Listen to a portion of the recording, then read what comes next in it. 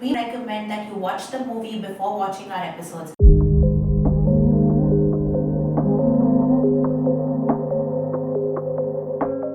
Welcome to yet another perspective. We this month we're talking about As Good as It Gets. Last time we spoke about toxicity and characters like Melvin and their importance and significance in our life.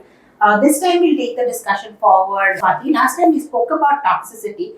In context of that, we also spoke about how toxicity is like a big point of conversation in the current landscape of mental health and relationships. Similarly, healthy boundaries is another conversation that we have a lot right now. This movie seems to be a lot about creating boundaries as well. The way I see it, Melvin, the way he acts with the external world is a way for him to mask his vulnerability and create walls, which is basically creating distance between him and the external world. And Carol is sort of in a way doing the same thing with Melvin, where she is creating a boundary with Melvin, saying, "This is my space, you cannot enter it. If you talk about my son, I will never serve you again." That's also in a way creating boundaries. What is the difference between the way that they are using this concept of creating boundaries? We'll talk about it with connection to creating a jail versus creating a home, right? So when you create yourself a jail, what Melvin has done, and he very, very, very emphatically keeps telling people that whatever happens, you're not to knock at this door, right? And nobody else has ever been into this space before. And his need to keep everybody out is so strong that he has created almost like a jail for himself. The only window out is his publisher, where he would finish a book, go there, maybe not even chat with her at all, and come back. So that's the only window with his external reality. Or another window would be the food that he has at Carol's restaurant. Otherwise, he's created this jail. No doors, no windows, nobody to knock to let them in. When you talk about creating healthy boundaries, that's about creating like a home. So you're creating those walls, but enough ventilation, with enough windows, with a door. If there is a knock, it is your choice to let that other person in or keep them out, right? So Carol's way of dealing with it is about creating a home. Now, the other people in the film would be replicating Melvin a little. Melvin has closed himself in, and the other people would be so intolerant of him that they would want to close him out. So there is a give and take when you're talking about a boundary. So if it is an opaque boundary, he wants to be in, they want to keep him out, it is working for the world beautifully.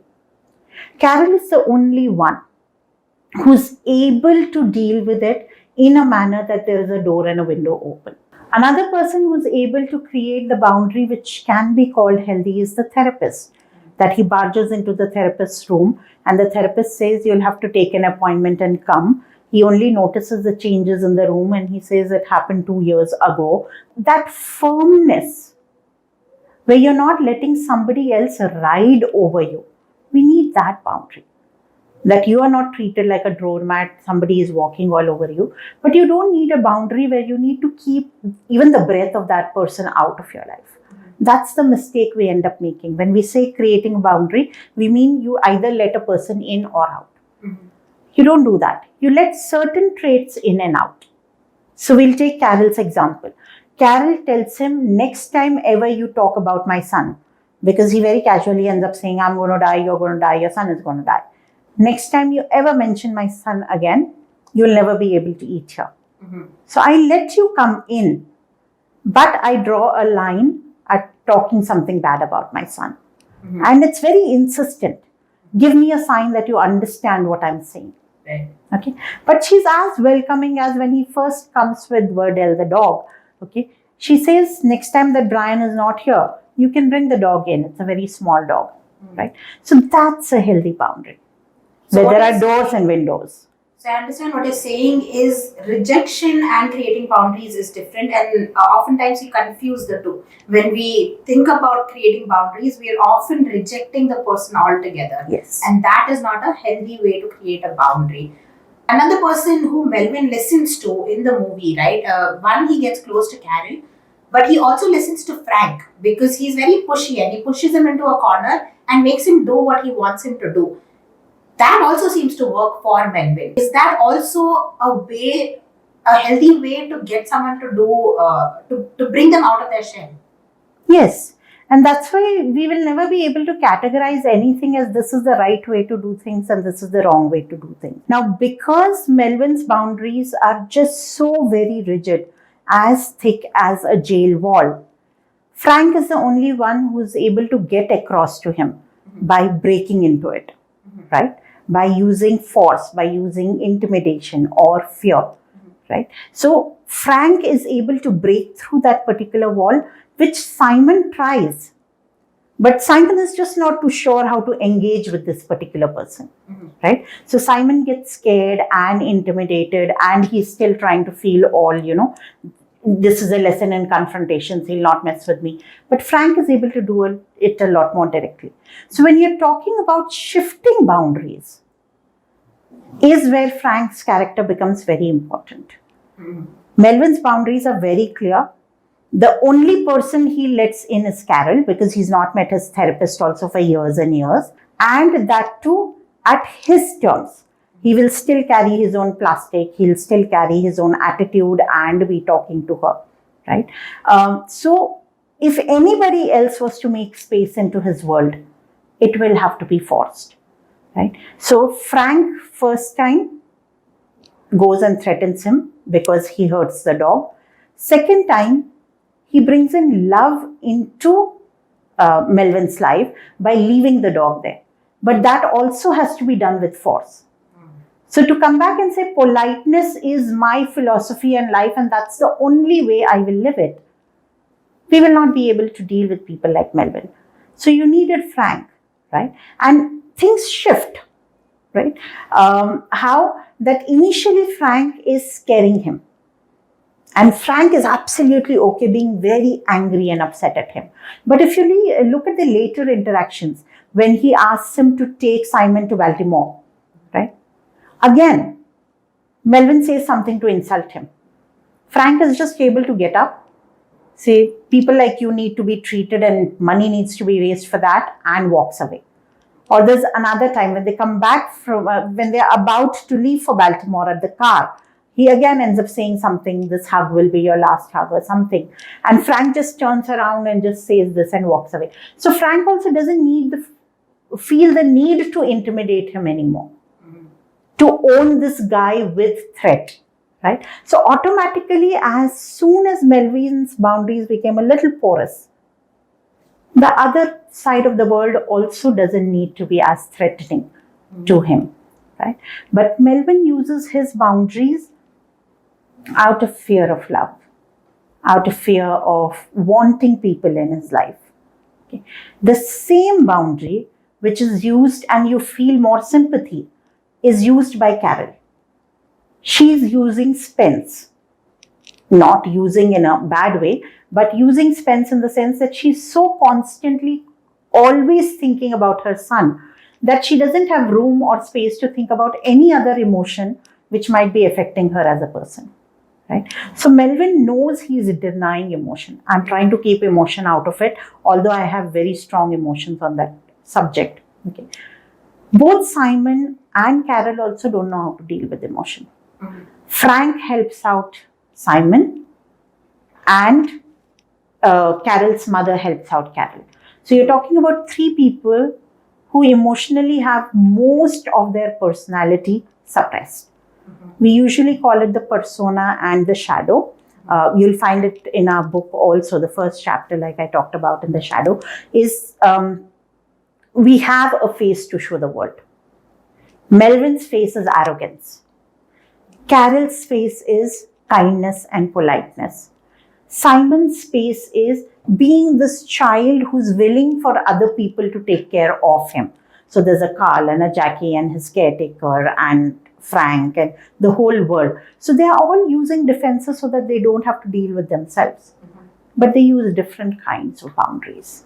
When you were talking about Frank, one dialogue is coming to my mind where he yells at Melvin, and then he gets frustrated with himself and he says, "This is not who I am. I don't do this usually." And he's upset with himself for being upset, but he knows that this is what he needs to do to get through to Melvin. Right. So he does what needs doing, and then he gets frustrated with himself and he leaves. What is funny is he feels equal amount of frustration with Simon also. Right. In the sense that, he's an art dealer, but he almost has to be this father figure for Simon. He has to tell Jackie, use cards to talk to him, otherwise you'll get him terrified, So he has to take care of Simon exactly like he would have to take care of Melvin. One by pampering, one by being upset. But yeah, Frank knows how to deal with boundaries better. Different kinds of people, which is a healthy way to be around people, right? He knows how to deal with a certain kind of person with a certain attribute, which Simon does not know how to do, which is why he gets bogged down, and he always goes into that victim mode where he gets beat up and he's facing all this, having to leave his house and not having money. He's always in this, oh my God, what do I do sort of space. Whereas Frank is able to just deal with the world the way it needs to be dealt with, even if it means like he has to change his own personality and his own behavior towards something. So we were talking about disorder versus defense. That's exactly what we're talking about. Frank is able to use a range and variety, whereas Simon, Carol, as well as Melvin don't have that range and variety. For Carol also, the range and variety comes from her mother, or the other friends who are saying, you use my earrings, or you keep the money for the taxi ride. Okay, she lives a life which is very boundaried. Right? My son, I go to work, I'm polite, I'm kind, and I take care of my son. That's my world. Right? So yeah, Frank would be a good example. Even Carol's mother could be a good example of knowing care, giving privacy, yelling at her, nudging her to think beyond. When you were talking about Carol, on the one side, we're seeing that she's able to create healthy boundaries when it comes to Melvin, right? Knowing when to indulge, when not to indulge, when to ignore. He's standing there and she completely ignores him and walks away from there when her friend is telling her a story. But when it comes to her personal life, she's not able to draw such healthy boundaries, right? When she talks to her mother, when she's having an emotional breakdown, she says, if I think about anything, if I stop thinking about Spencer for even a minute, I have to think about, it brings my thoughts to myself, which is very overwhelming. So there she's trying to build walls and not, like, there her windows and doors are shut, as you would define it. Yes. So how come there's like a huge gap in how she deals with Melvin and how she deals with her own life? When she's dealing with Melvin, she doesn't have to be looking at her own emotions. It's about dealing with somebody. When she has to look into her own emotions, Spence would be the first thought that would come to her. Right? So, very important to come back and say, in the last compliment that Melvin is giving her, which gets her to finally say yes to we can be boyfriend, girlfriend, is she softens when he says, I like it the way you are with Spence, right? And that's when the softening that begins to happen. So they showed that she has this dating life. This guy has come to her house and Spence ka throw up puts him off, right? So for any dating, also, Spence will have to be very central to it. So she's just stopped thinking of herself as this individual and she takes herself and Spence as a package. And given that Spence cannot breathe, he cannot be allowed a lot of things, her boundary automatically becomes tighter. If Spence wouldn't be part of the package, she could like a person who does not connect with Spence. It could have been easier. Right. Initially also with Melvin, where she felt he's stepping a boundary by telling Spence, cover your mouth when you're coughing, or you're supposed to respond when somebody's talking to you. She tries to kick him out, saying anything that is told to Spence, that person has to be out.